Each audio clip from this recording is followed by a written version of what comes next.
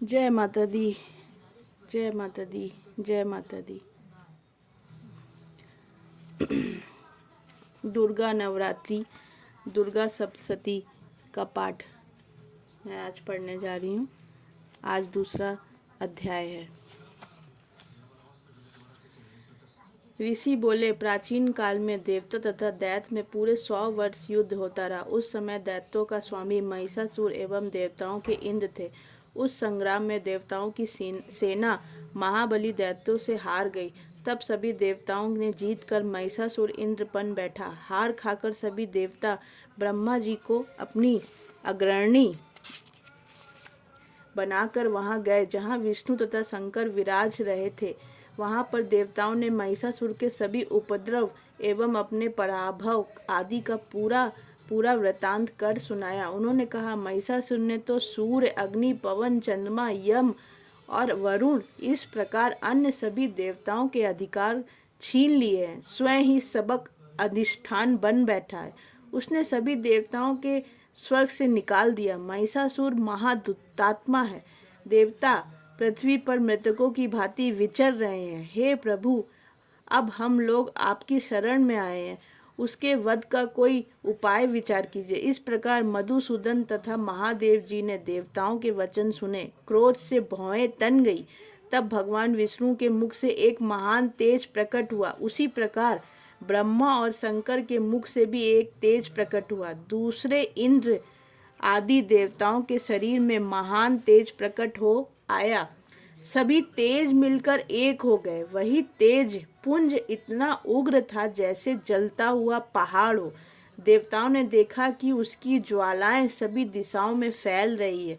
जब वह एक हुआ तो नारी के रूप में आ गया।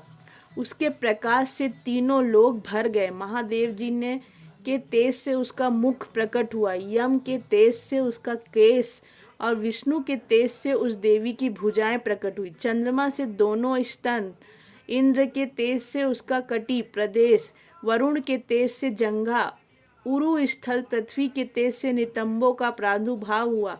ब्रह्मा के तेज से दोनों चरण, सूर्य के तेज से चरणों की उंगलियां, वसुओं के तेज से हाथों की उंगलियां, कुबेर के तेज से नासिका का आविर्भाव हुआ। उसके दांत से तो प्रजापति के तेज से प्रकट हुए। अग्नि के तेज से 3 नेत्र हुए। दोनों संध्याओं से दोनों भौवें, वायु के तेज से दोनों कान उत्पन्न हुए। इसी प्रकार दूसरे देवगणों के तेज द्वारा भगवती का प्रादुर्भाव हुआ। तब समस्त देवताओं के तेज पुंज से प्रकट हुई देवी को जो देख महिषासुर से पीड़ित सभी देवता प्रसन्न हुए। महादेव जी ने उस देवी को अपने त्रिशूल से शूल निकाल दिया। श्री विष्णु ने अपने सुदर्शन चक्र से चक्र प्रकट करके दिया। वरुण ने शंख, अग्नि ने उसे शक्ति और मारुति ने धनुष दिया और बाणों से भरपूर 2 तरकस दे दिए। देवराज इंद्र ने सभी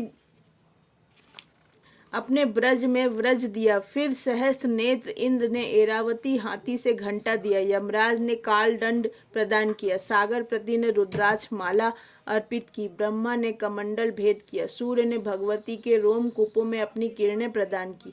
काल ने तलवार तथा उत्तम ढाल अर्पण की। क्षीर सागर ने हार तथा सभी पुराने नाव होने वाले 2 वस्त्र भेंट किए। इसी प्रकार चूड़ामणि, दिव्य कुंडल तथा 2 कड़े भी भेंट किए गए। चमकता हुआ अर्धचंद्र सभी भुजाओं के लिए, बाजूबंद चरणों के लिए नुपुर, कंठ के लिए सर्वोत्तम कटुता भेंट किया।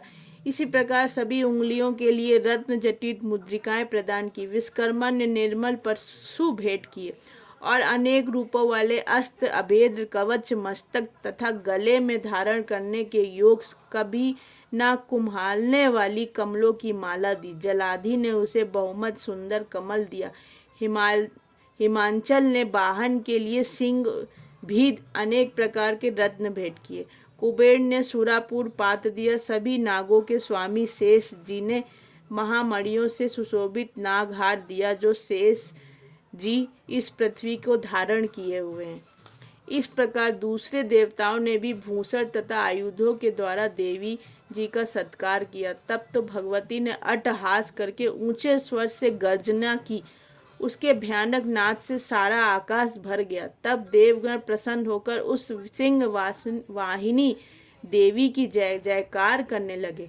मुनियों ने भक्ति भाव से नर्म होकर देवी जी की स्तुति की। इधर देवताओं ने शत्रुओं के सारे त्रिलोक को भोजग्रस्त देखा। तब तो वह अपनी सारी सेना को कवच आदि से तैयार कराकर अस्त्र शस्त्र लेकर झट उठ खड़े हुए। महिषासुर के क्रोध से आकर बोले, अरे ये क्या हो गया। इतना कहकर सभी दैत्यों के साथ घिर कर उसे सिंहनाद की ओर भागा। वहां जाकर उसने तीनों लोकों को अपने तेज से प्रकाशित करती हुई देवी को देखा। उस देवी के चरणों के भार से पृथ्वी दबी जा रही थी। माथे के किरीट मुकुट से आकाश पर रेखाएं पड़ती जा रही थी। उसके धनुष की टंकार से सातों पाताल क्षोभग्रस्त थे। हजारों भुजाओं से सभी दिशाओं के ढांप का डेरी देवी खड़ी हुई थी। उन देवी के साथ उन दैत्यों का आरंभ हो गया। नाना प्रकार के अस्त्र शास्त्रों का प्रहार करने लगे। उनसे सभी दिशाएं भर गई। महिषासुर को सेनापति उस समय त्रिशूर नामक एक महान दैत्य था। देवी जी ने उसी का युद्ध होने लगा। इस प्रकार अन्य दैत्यों को तथा चतुरंगिणी सेना के साथ लेकर चामर भी युद्ध करने लगा। 60,000 राशियों को लेकर उद्र महादैत्य भी युद्ध में प्रवृत्त हो गया। महान दुंदैत्य 1 करोड़ राशियों के साथ लेकर चल पड़ा। तलवार के समान पैने रोमों वाला असीलोमा नामक दैत्य 5 करोड़ रथियों के साथ युद्ध में आ गया। 60 लाख रथियों से आवृत वाष्पकाल दैत्य युद्ध में उतर पड़ा। परिवारित दैत्य हाथी एवं घोड़ों अनेकों सवारों के समूह में घिरा हुआ करोड़ों रथियों के साथ उस युद्ध में करने लगा। बिडाल दैत्य 5 अरब रथियों को साथ लेकर लड़ने लगा। और भी हजारों महादैत्य रथ हाथी घोड़ों से घिरे हुए रथियों के साथ लाकर देवी जी के साथ युद्ध करने लगे। उस रणांगण के स्वयं महिषासुर भी रंथों हाथी एवं अश्वों की सेनाओं से घिरा हुआ खड़ा था। तोमर, भिंद्रीपाल, शक्ति, मूसल, परशु, पटिस, संग आदि शास्त्रों से युद्ध में देवी जी के साथ युद्ध करने लगे। कुछ दैत्यों ने देवी जी पर शक्तियां छोड़ी और दूसरों ने पास फेंके। तब उस चंडिका देवी ने उस पर अस्त्रों शस्त्रों की वर्षा करके तोड़ डाला। इधर देवी जी वाहन सिंह भी क्रोध में आ गया। अपने गर्दन का बाल हिलाते हुए दैत्यों की सेना से इस प्रकार घूमने लगा जैसे कि वन में अग्नि फैलाती जा रही हो। उस युद्ध भूमि से युद्ध करती हुई अंबिका ने जितने सांस छोड़े वह ही झट सैकड़ों हजारों गणों के रूप में परिणित हो गए। प्रकट होकर उन गणों से खंग, बिंदीपाल, परशुपटिक आदि शस्त्रों से युद्ध आरंभ कर दिया। देवी जी की शक्ति से वृद्धि पाकर वे गण दैत्यों का नाश करने लगे। साथ में दूसरे गण नगाड़े, शंख आदि बजाने लगे। महती प्रसन्नता देने वाले उस युद्ध रूपी उत्साह में कुछ एक ने मृदंग बजाए तथा देवी जी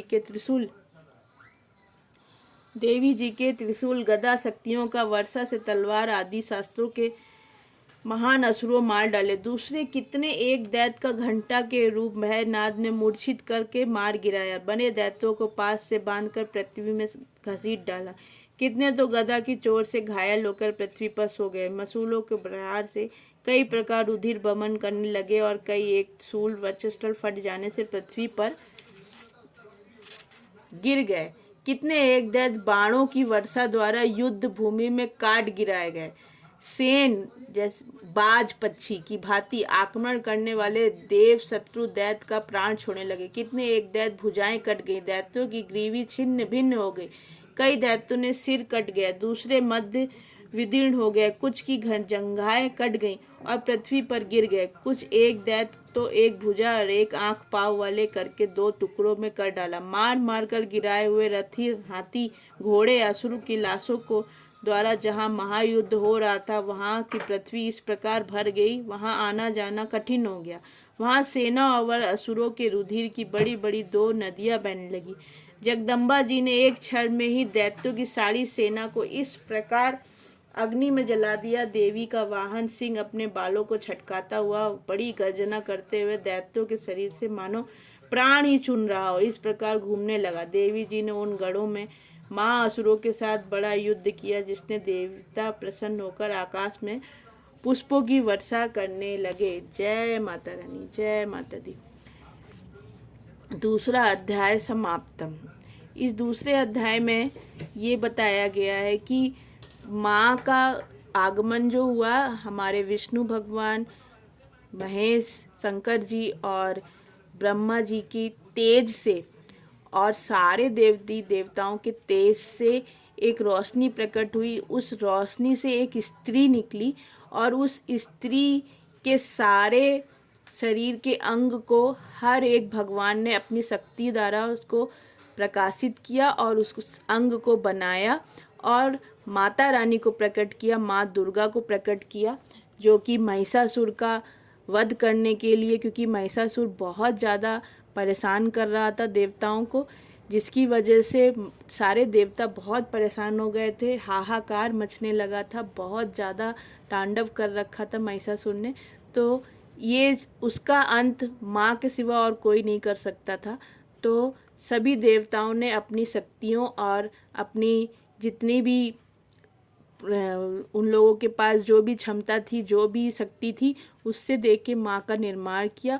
और माँ की पूजा आप लोग ऐसे कर सकते हैं कि यहाँ पे ये दूसरा अध्याय से ये पता चलता है कि हर एक भगवान का रूप माँ में बसा हुआ है। मतलब हर भगवान, शिव जी, ब्रह्मा जी, विष्णु जी और सभी देवता, चंद्रदेव, सूर्य भगवान, सारे देवताओं ने अपनी शक्ति प्रदान करके माँ को बनाया। तो मतलब अनेक रूपों में एक माँ।